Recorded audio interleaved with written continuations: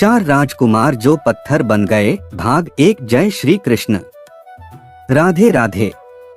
प्रेम और भक्ति से भरे सभी भक्तों का हार्दिक स्वागत है। आपका स्वागत है सीताराम हिंदी शिक्षाप्रद कहानियां चैनल पर, जहां आपको मिलेंगी रोमांचक, भक्ति से ओतप्रोत, आध्यात्मिक और प्रेरणादायक कहानियां। ये सिर्फ कहानियां नहीं, ये आपके मन और आत्मा को शुद्ध करने वाली दिव्य गाथाएं हैं। अगर आपको हमारी कहानियां पसंद आएं तो लाइक करें और हमारे परिवार का हिस्सा बनने के लिए चैनल को सब्सक्राइब करें। बहुत समय पहले की बात है। एक विशाल और समृद्ध राज्य था जिसका नाम सौम्यगढ़ था। यह राज्य अपनी समृद्धि, न्यायप्रिय राजा और वीर सैनिकों के लिए प्रसिद्ध था। इस राज्य के राजा चंद्रसेन न केवल एक शक्तिशाली योद्धा थे, बल्कि वे एक दूरदर्शी और धर्मपरायण शासक भी थे। उनके राज्य में सभी लोग सुखी और सुरक्षित थे। राजा चंद्रसेन के 4 पुत्र थे, वीरेंद्र, धीरेंद्र, उद्येंद्र और तेजेंद्र। ये चारों भाई असाधारण प्रतिभा के धनी थे। वीरेंद्र अपने बल और पराक्रम के लिए प्रसिद्ध था, धीरेंद्र अपनी तीव्र बुद्धि और नीति निपुणता के लिए, उद्येंद्र अपनी करुणा और न्यायप्रियता के लिए और तेजेंद्र अपने कौशल और तेजस्विता के लिए जाने जाते थे। राजा चंद्रसेन अपने बेटों को अक्सर एक बात कहते थे, सच्चा शासक वह होता है जो अपने राज्य के कण-कण को देख सके, हर व्यक्ति के दुख को समझ सके और न्याय करने के लिए किसी भी कठिनाई का सामना करने को तैयार रहे। इसलिए राजा ने अपने चारों बेटों को आदेश दिया था कि वे रात के समय अलग अलग दिशाओं में राज्य का निरीक्षण करें और देखें कि कोई व्यक्ति संकट में तो नहीं है। राजकुमारों ने इसे अपना धर्म समझकर सहर्ष स्वीकार किया। रहस्यमय संकट का आरंभ कई वर्षों तक यह क्रम ऐसे ही चलता रहा। लेकिन एक दिन अचानक राजा के दरबार में एक अत्यंत वृद्ध महिला पहुंची जो भयभीत और घबराई हुई थी। उसके चेहरे पर गहरी चिंता थी और आंखों में आंसू थे। वृद्धा ने कांपते हुए कहा, महाराज, हमारे गांव के लोग एक एक करके गायब हो रहे हैं। वे जंगल में जाते हैं और फिर कभी लौटकर नहीं आते। हम सब डरे हुए हैं, कृपा करके हमारी सहायता करें। राजा चंद्रसेन यह सुनकर बहुत चिंतित हो गए। उन्होंने तुरंत अपने चारों पुत्रों को बुलाया और कहा, यह कोई साधारण घटना नहीं है। हमें यह जानना होगा कि हमारे लोग कहाँ जा रहे हैं और क्यों लौटकर नहीं आ रहे। तुम्हें इस रहस्य की जांच करनी होगी। चारों राजकुमारों ने अपने पिता की आज्ञा स्वीकार की और अपनी यात्रा पर निकल पड़े। पहला राजकुमार वीरेंद्र का पत्थर बनना वीरेंद्र, जो अपने पराक्रम और शक्ति के लिए प्रसिद्ध था, सबसे पहले जंगल में प्रवेश करने का निश्चय करता है। उसके हाथ में तलवार थी और मन में साहस। जैसे ही वह जंगल में पहुंचा, उसे वहां एक रहस्यमय शांति महसूस हुई। वहां के पेड़ इतने ऊंचे थे कि सूरज की रोशनी तक नहीं आ रही थी। पक्षियों की चहचहाहट भी कहीं गायब हो गई थी। तभी अचानक एक मधुर आवाज गूंजी, वीरेंद्र, वीरेंद्र, क्या तुम मेरी सहायता करोगे? वीरेंद्र ने चारों ओर देखा, लेकिन उसे कुछ भी नजर नहीं आया। तभी सामने एक अत्यंत सुंदर युवती प्रकट हुई। उसकी आंखों में रहस्यमय चमक थी। युवती ने रोते हुए कहा, मैं इस जंगल में भटक गई हूं, कृपया मेरी मदद करें। वीरेंद्र को उस पर दया आ गई। उसने अपनी तलवार नीचे रख दी और कहा, डरो मत, मैं तुम्हारी सहायता करूंगा। जैसे ही वीरेंद्र ने युवती की ओर कदम बढ़ाया, वह युवती अचानक भयानक राक्षसी बन गई। उसने एक मंत्र पढ़ा और वीरेंद्र देखते ही देखते पत्थर का बन गया। दूसरा राजकुमार धीरेंद्र की हार जब वीरेंद्र नहीं लौटा, तो धीरेंद्र ने जंगल में जाने का निश्चय किया। वह तलवार लेकर जंगल की ओर बढ़ा। जैसे ही वह जंगल में पहुंचा, उसे एक बूढ़ा व्यक्ति मिला जो जमीन पर गिरा हुआ था। बूढ़े व्यक्ति ने कांपते हुए कहा, बेटा, मेरी सहायता करो, मैं बहुत पीड़ा में हूं। धीरेंद्र बहुत दयालु था। उसने जैसे ही बूढ़े व्यक्ति को उठाने के लिए हाथ बढ़ाया, वह व्यक्ति भीमकाय दैत्य बन गया और उसने एक जोरदार अट्टहास किया। अगले ही क्षण धीरेंद्र भी पत्थर का बन चुका था। तीसरा राजकुमार उद्येंद्र की परीक्षा अब उद्येंद्र की बारी थी। वह जंगल में पहुंचा और उसने देवी दुर्गा का स्मरण किया। जैसे ही वह आगे बढ़ा, उसने एक सुनसान राजमहल देखा। महल के अंदर प्रवेश करते ही उसने देखा कि एक सुंदर युवती झूले पर बैठी थी और मीठे स्वर में गा रही थी। युवती ने मुस्कुराकर कहा, उद्येंद्र, मैं वर्षों से तुम्हारी प्रतीक्षा कर रही थी, क्या तुम मेरे साथ रहोगे? उद्येंद्र को कुछ अजीब लगा। जैसे ही उसने अपने गले में पड़ा मंत्रजापी माला छुआ, वह युवती अचानक चुड़ैल बन गई। लेकिन इससे पहले कि उद्येंद्र कुछ कर पाता, युवती ने मंत्र पढ़ा और उसे भी पत्थर का बना दिया। चौथा राजकुमार तेजेंद्र की बुद्धिमत्ता अब केवल तेजेंद्र बचा था। जब वह जंगल पहुंचा तो उसने एक साधु से आशीर्वाद लिया। साधु ने उसे एक जादुई माला दी और कहा, जो भी छल करेगा, यह माला उसके असली रूप को डोट दिखा देगी। जैसे ही तेजेंद्र जंगल में पहुंचा, उसे वही राक्षसी मिली जिसने वीरेंद्र को पत्थर बनाया था। लेकिन जैसे ही तेजेंद्र ने माला पहनी, राक्षसी का असली रूप प्रकट हो गया। तेजेंद्र ने बिना कोई देरी किए अपनी तलवार से उस पर वार किया और उसे मार डाला। फिर उसे वह बूढ़ा मिला जिसने धीरेंद्र को छल किया था।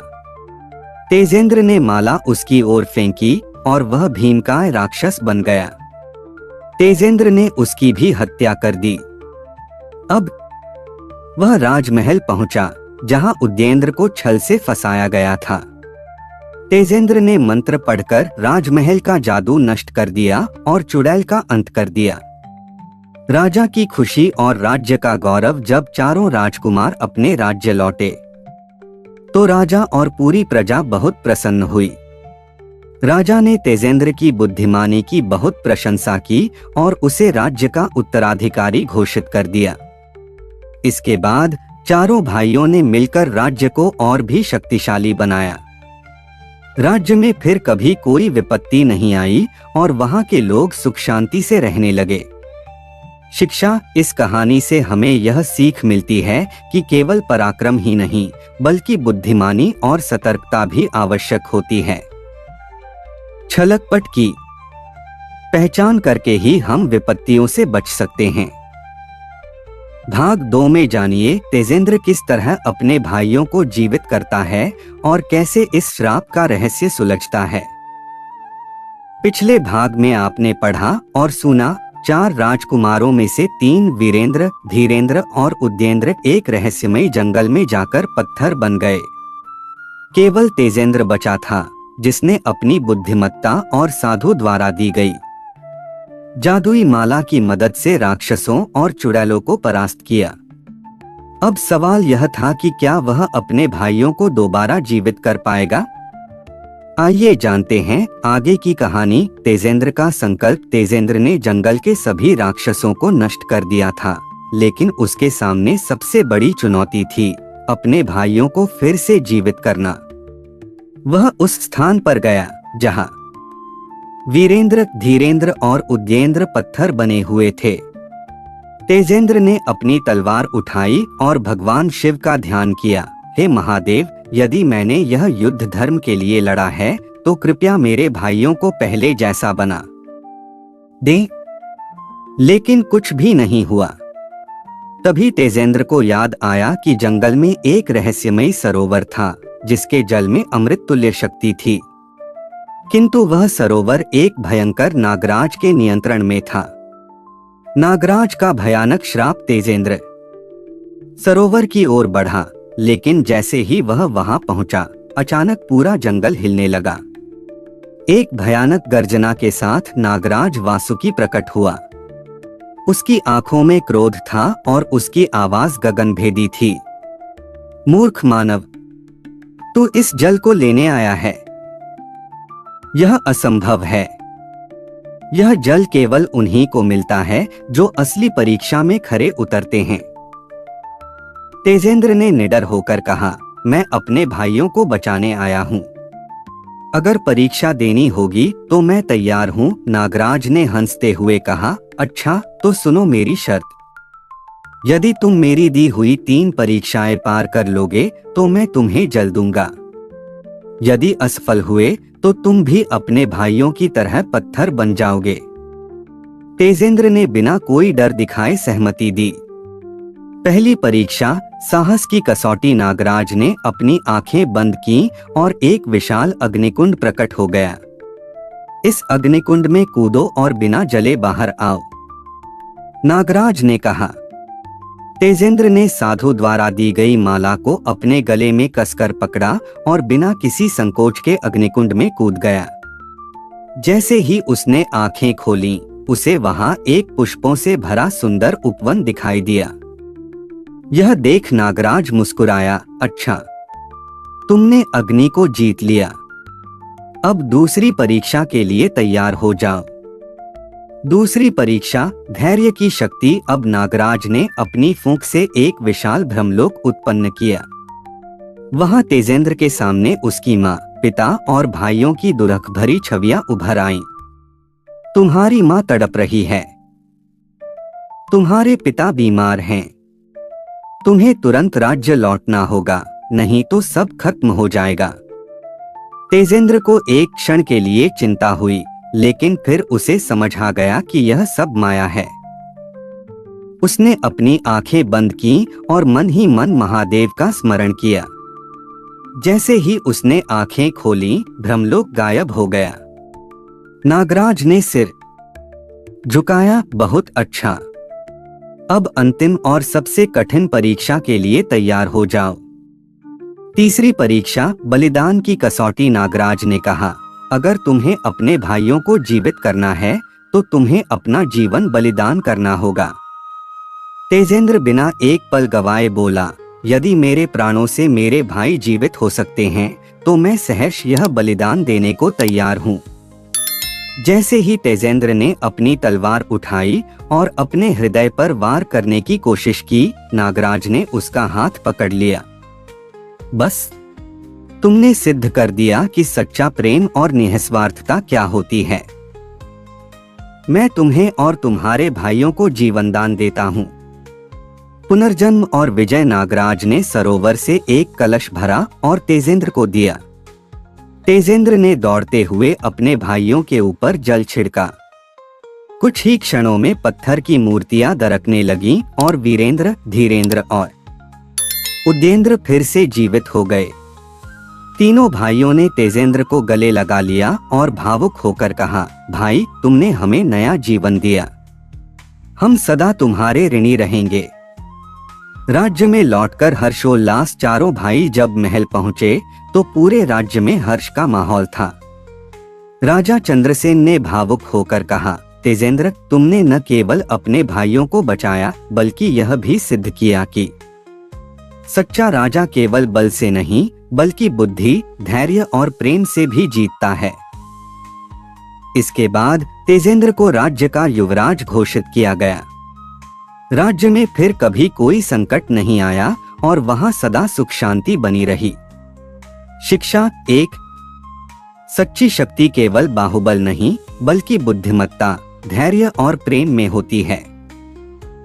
2। कभी भी छलकपट से अंधे होकर निर्णय नहीं लेना चाहिए। 3। सच्चा त्याग और निस्वार्थ प्रेम हर संकट को दूर कर सकता है। आपकी राय हमारे लिए अनमोल है, इसलिए हमें कमेंट में जरूर बताएं। अगर कहानी पसंद आई हो तो जय श्री राम लिखें। अगर आप कुछ नया सुनना चाहते हैं तो राधे श्याम लिखें और अपनी पसंद बताएं। आपकी पसंद ही हमारी प्रेरणा है। अगर हमारी कहानियाँ आपके मन को छू जाएं, तो ऐसी और भी अद्भुत कहानियों के लिए हमारे चैनल को सब्सक्राइब करें और बेल आइकन दबाएं, ताकि हर नई कहानी की सूचना सबसे पहले आपको मिले। तो मिलते हैं अगली कहानी में, एक नए रहस्य के साथ, एक नई सीख के साथ और एक नए रोमांच के साथ। जय श्री राम, जय श्री कृष्ण।